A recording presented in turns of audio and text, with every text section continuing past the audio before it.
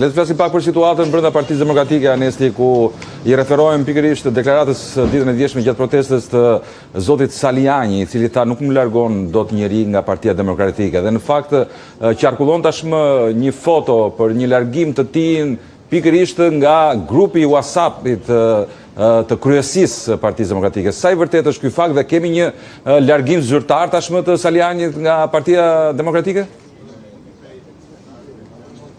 Largim zyrtar nuk mund të themi, pasi ende nuk ka një vendim të shkruar nga kryesia e Partisë Demokratike dhe organet e tjera vendimarrëse për përjashtimin e Ervin Salianit nga kryesia, por edhe nga funksionet e tjera brenda Partisë Demokratike, por është e vërtetë që zoti Saliani është larguar nga grupi WhatsApp-it të kryesisë, ai nuk merr më njoftimet nëse do të ketë mbledhje të tjera. E kanë larguar në fakt nga mediat dhe jo është larguar nga grupi WhatsApp-it, por kjo nuk është edhe largim de jure nga partia, pasi nuk ka ende një vendim të shkruar me firmën e sekretar përgjithshëm apo të zotit Berisha, apo edhe vendim kryesie që zoti Saliani është larguar. Vetëm pak para protestës,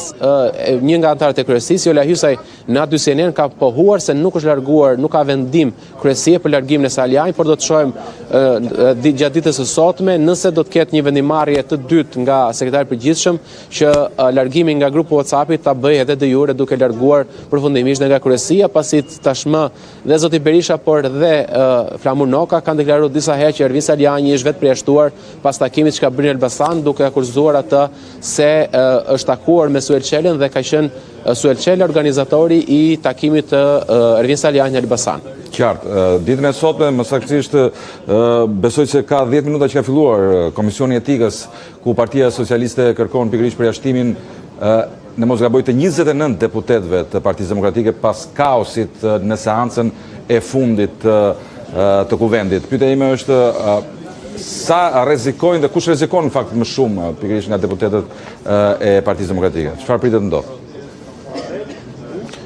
Po, janë 29 deputetë të Partisë Demokratike që rrezikojnë përjashtimin, sipas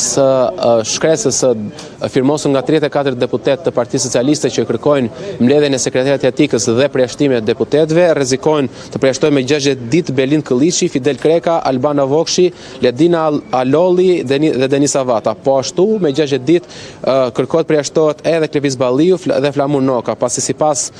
socialistëve kanë kryer veprime të kundërligjshme në seancën plenare, duke kujtuar ato çfarë ndodhi ditën e njëjtë që një pjesë e deputetëve të Partisë Demokratike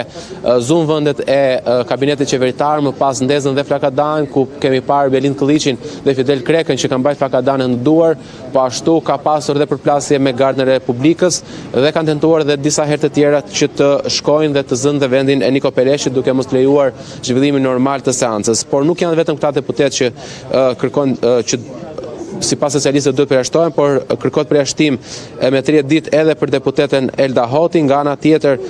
masë disiplinore kërkohet edhe për Gazmend Bardhin dhe Sali Berishën, por edhe për deputetë të tjerë, pasi sipas socialistëve të gjithë deputetët dhe gjithë grupi parlamentar i Partisë Demokratike ishin organizuar për të mos lejuar zhvillimin normal të kësaj seance, ku pam që seanca më pas u mbyll më pak se 1 orë, pasi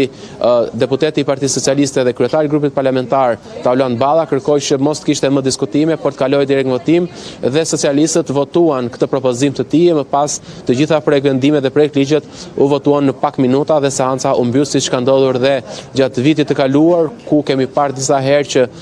seancat mbylleshin edhe për 5 minuta, siç ishte edhe rasti i votimit të buxhetit 2025. Anesti Bajrami, të falenderoj për të ndërhyrje në aty sot.